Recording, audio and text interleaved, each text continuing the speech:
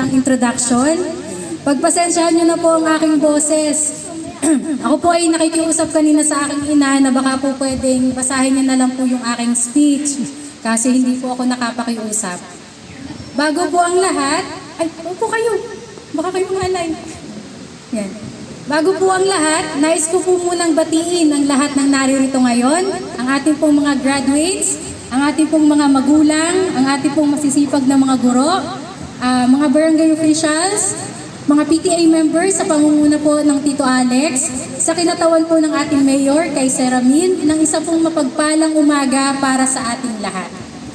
And I would like to take this opportunity po to congratulate the graduates. Today is a celebration of your hard work, perseverance, and your dreams. I'm really thankful po and honored na naimbitahan po ako as your guest speaker today. At hindi ko po lubos maisip na makalipas po ang ilang dekada ay makakabalik po ako sa paaralang ito.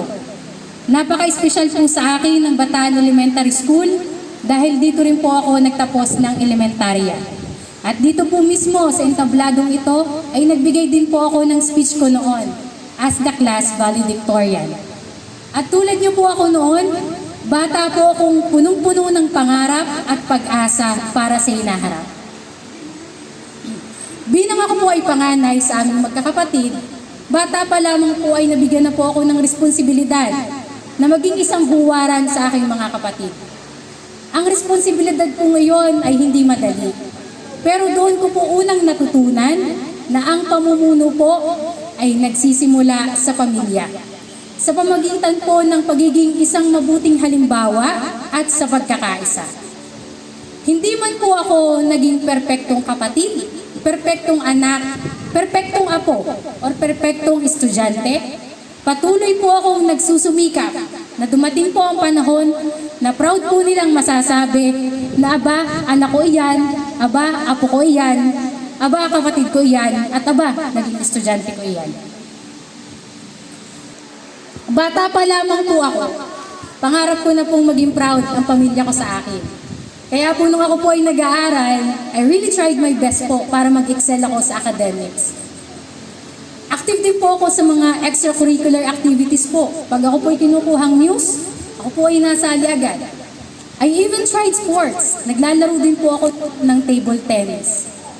At ang hindi ko po malimutang karanasan ko dito sa Bataan Elementary School ay nung ako po ay kumandidato as president or chairman ng student council.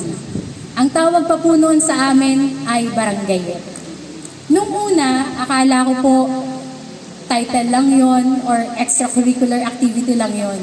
And then later on po, natutunan ko na ang pagiging leader po ay hindi lamang sa posisyon, kundi sa iyong karakter at kung paano ka po nakitungo sa iyong kapwa in order to attain yung goal ng ating organization.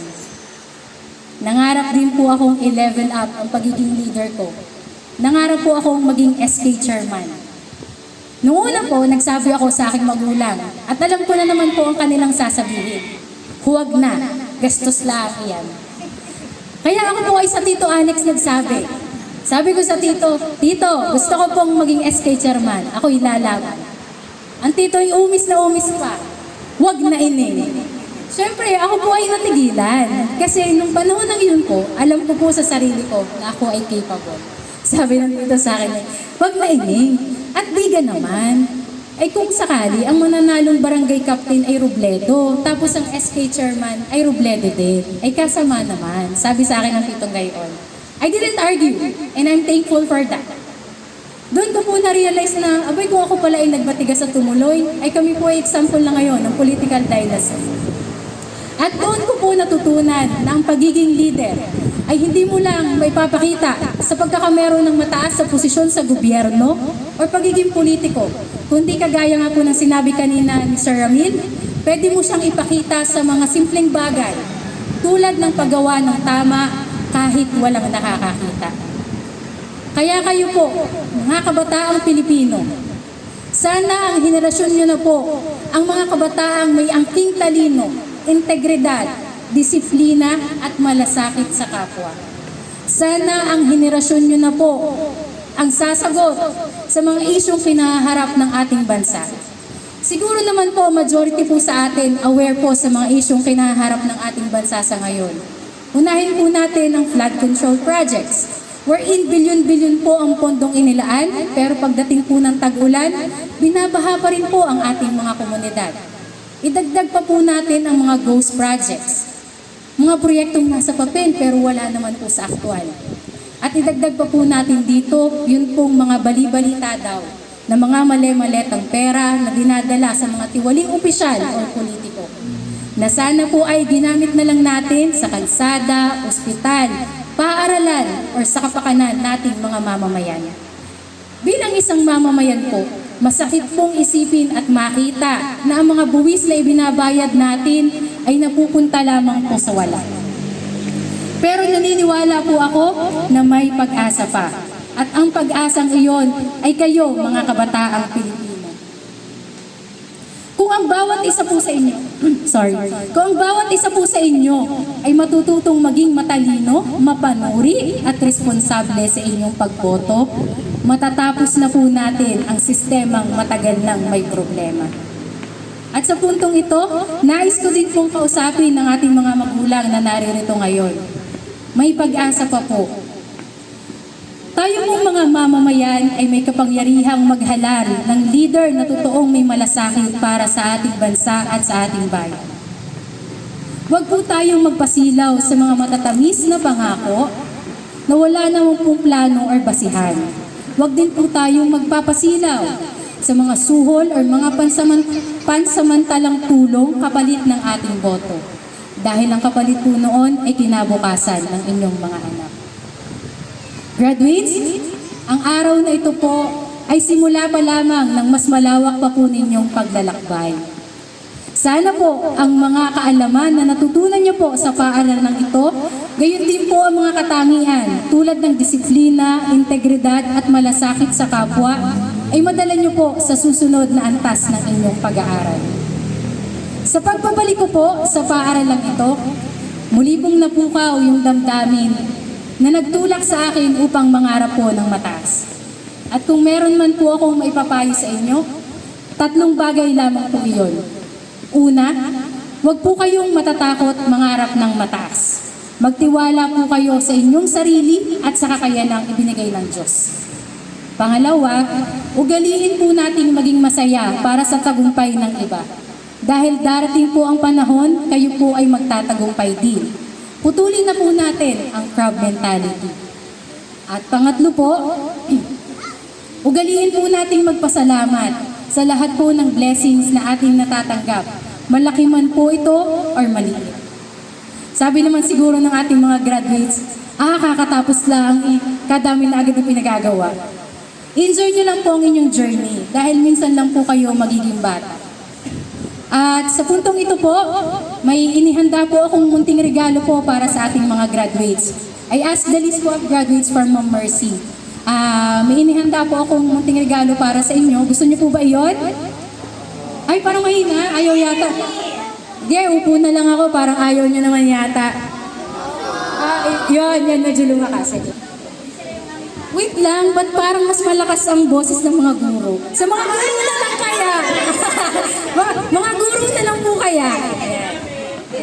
Nandito po yung list ng 30 na estudyanteng nagtapos po ngayon. Bubunot po tayo ng ilan doon na makakatanggap po ng pulang sobre. Wait lang, ba't parang nabuhayan?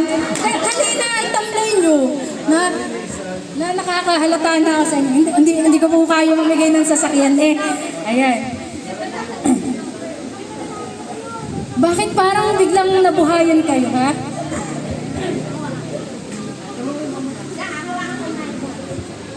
Ikaw na lang magbasa. Masakit na lalamunan ko Ay, naku, parehas na tayo. Ang una ko pong nabunot ay si... Sino ba to? Sakanle? Jan Ismael!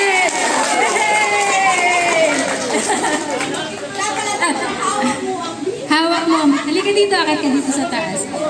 Congratulations! Bunot ka ng isa. Halika, bunot ka ng isa. Sige, sino yung nabunot? Sa'yo nakasalala yung kinabukasan mo. Sige. Si Ang aking nabunot ay si Ricardo. Ricardo. Ay, congratulations. Ricardo. Pagpasok mo pa lang, gumalaw ang gabi. Sa ilalim ng ilaw, ikaw ang sinisigawi. Bango'y diretso, walang alinlangan. Sa bawat Si Mikmik daw. Ayun. ilaw mo, bagsak ang dahilan. Kumpas ng musika, hawak mo ang sandali.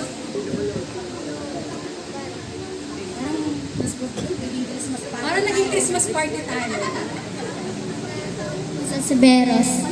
Sa tingin mo lang ako'y bumibigay din. Wala nang salitang kailangan pa. Sayaw mo pa lang, sagot na.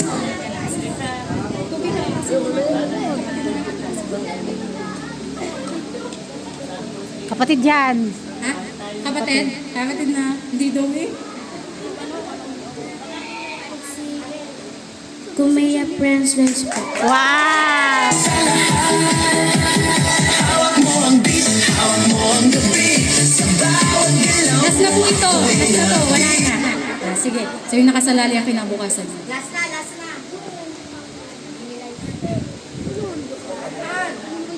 Marasigan, John Adrian. Ayun. Hawak mo ang beat, huwag mong bibitawan. Hanggang sa huling tugtog ng sayawan.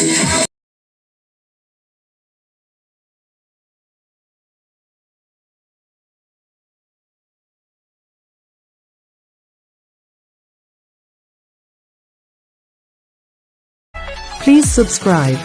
Only personal use is allowed.